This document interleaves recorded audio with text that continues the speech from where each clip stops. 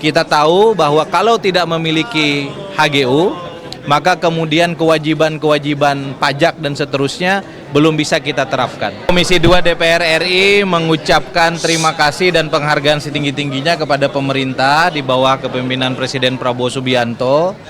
Dan hari ini saya kira Pak Menteri ATR BPN Mas Nusron Wahid telah memberikan penjelasan yang sangat jelas dengan didukung oleh fakta-fakta termasuk berbagai sertifikat yang telah diterbitkan di sekitar pagar laut di kawasan Tangerang. Bahkan kita hari ini mendapatkan bonus informasi hal serupa yang terjadi juga di Bekasi, hal serupa yang juga terjadi di Jawa Timur, yang ternyata luasannya jauh lebih luas dari apa yang menjadi polemik publik selama ini. Bagi Komisi 2 DPR RI yang menjalankan tugas konstitusional pengawasan, hal ini patut kami apresiasi dan keberanian serta ketegasan pemerintah, terutama Menteri ATR BPN untuk membatalkan 50 sertifikat di 50 bidang tanah di Tangerang, kami berikan support. Selanjutnya kami mendorong agar ada proses penegakan hukum yang tegas kepada siapapun, baik yang memohon sertifikat, yang menerbitkan sertifikat yang kita duga bermasalah itu, termasuk para pihak saya kira yang memanfaatkannya.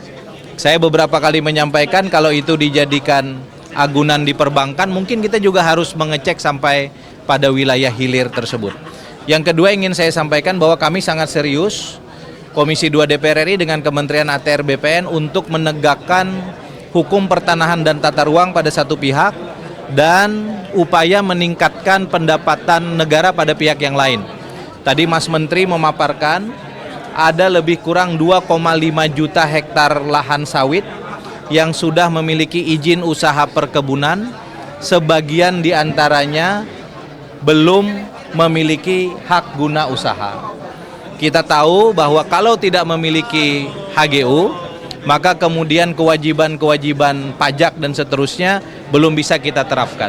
Hal ini kami tadi sepakat bahwa perusahaan-perusahaan yang telah memohonkan paling lambat tanggal 3 Desember 2025 akan diterbitkan HGU-nya.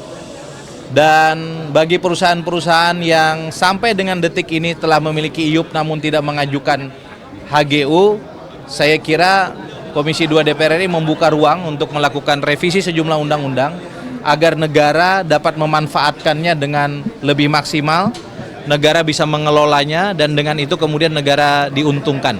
Yang terakhir yang ingin saya sampaikan adalah bahwa komitmen Komisi 2 DPR RI bersama Kementerian ATR BPN untuk menyelesaikan berbagai macam konflik agraria, kasus-kasus mafia tanah, termasuk isu tanah untuk rakyat itu terus kita lakukan. Bahkan kita mengapresiasi karena di tengah anggaran yang terbatas, Kementerian ATR BPN tetap menjalankan berbagai macam program tanah untuk rakyatnya yang kita targetkan paling lambat tahun depan mudah-mudahan seluruh tanah di Indonesia bisa terdaftar dan mudah-mudahan bisa kita sertifikasi, termasuk sebagian besar sertifikasi untuk rakyat. Saya kira itu, silakan Mas Menteri. Ini kan tadi ada disebutkan ternyata ada 8 orang yang sudah diberikan sanksi, ini diduga terlibat atau seperti apa Pak alasannya, dan juga nanti untuk targetnya ke depan ini sudah 50, targetnya akan sampai kapan dan berapa banyak lagi nanti? Baik, 8 orang itu mereka yang waktu itu terlibat dalam proses penerbitan sertifikat yang kita anggap tidak prudent, tidak hati-hati. Kenapa saya anggap tidak hati-hati? Karena kalau kita lihat dari aspek dokumen juridisnya itu memang lengkap. Dari aspek prosedurnya itu memang terpenuhi prosedurnya.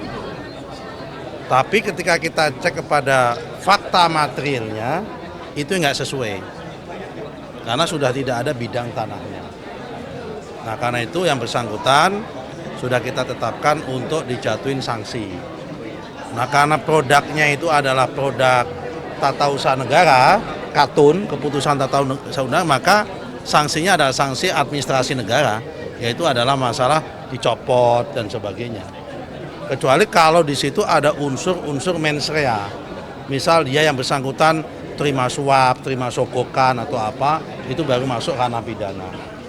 Tapi tidak menutup kemungkinan dokumen-dokumen yang disajikan oleh pihak-pihak pemohon itu adalah dokumen-dokumen yang tidak benar. Misal dokumen palsu atau dokumen apa, nah itu mungkin bisa masuk dalam ranah pidana. Di ranah pidananya adalah pemalsuan dokumen. Hah? Nggak tahu aku, kalau itu saya nggak tahu. Akan diusut nggak? Ya, sepanjang pemeriksaan kita ya memang belum menemukan itu kalau di internal kita. Tapi kalau masalah suap dan tindak pidana yang lain kan sebetulnya itu bukan lagi kewenangan kementerian. Itu kewenangan APH kan. Bisa di polisi, bisa di kejaksaan, dan mereka APH hari ini sudah ongoing jalan. Sudah berjalan untuk proses sampai ke sana. Apalagi? Pak Nusron, ini di lapangan sejauh apa sih sebetulnya Kepala BPN ini tuh berperan dalam menerbitkan surat tanah? Loh kan tadi udah aku jelaskan. Kita ada Permen 16 tahun 2022 tentang kewenangan full delegation kepada bawah. Sesuai dengan jumlah luasannya tadi kami sampaikan. Kalau itu sifatnya pemberian hak. Tapi juga ada sifatnya konversi hak. Konversi hak itu apa? Dari letter C, dari girik, yang hak-hak lama-lama itu ke dalam SHM hari ini, sertifikat hak milik atau SHGB hari ini. Itu namanya konversi. Kalau konversi, semua malah murni di kewenangan kepala kantor. Nah, karena itu memang kepala kantor dalam konteks luasan tertentu mempunyai full delegasi. Nah, kalau wilayahnya gede baru ke pusat. Tapi aturan main, peraturan, juklak, juknis yang membuat adalah pusat. Kemudian pengawasan yang dibuat oleh pusat kepada bawah gitu loh. Tapi kalau murni kewenangan itu ada di bawah di situ tadi. Termasuk PTSL, menerbitkan SHM, itu malah justru nggak sampai kepala kantor. Cukup di panitia adjudikasi. Oke? Pak, soal ini Pak, yang di Subang Pak, Yang di Subang kami belum cek and recheck. Ya, belum cek and recheck sampai ke sana. Tapi ini kan masalah pekerjaannya banyak banget. Memang setelah Tangerang, Bekasi, sama Sidoarjo, kami akan masuk di 3 lagi, Subang, Sumeneb, sama Pesawaran Lampung. Nah, nanti kalau ada masukan lagi, nggak apa-apa, akan kita cek satu persatu. Saya belum cek, Mas. Saya kalau nggak tahu belum cek, ya belum cek, gitu loh. Ya, oke. tangan yang kena abrasi Pak, itu nasibnya gimana Pak? Yang mana abrasi yang di mana abrasi Tangerang? Yang di Tangerang. Itu nasibnya sertifikatnya bagaimana, masih bisa atau gimana? Saya belum dapat laporan yang Tangerang ada abrasi di mana. Yang mana yang ada abrasi? Di Desa Kohor kan banyak yang dulunya empang, ini kan sekarang kena abrasi gitu. Oh, oke. Begini. Kalau dia dalam waktu singkat bisa mengatasi abrasinya, tergantung abrasinya itu bersifat permanen atau temporer. Kalau sifat karena banjir sementara, ya berarti kan temporer.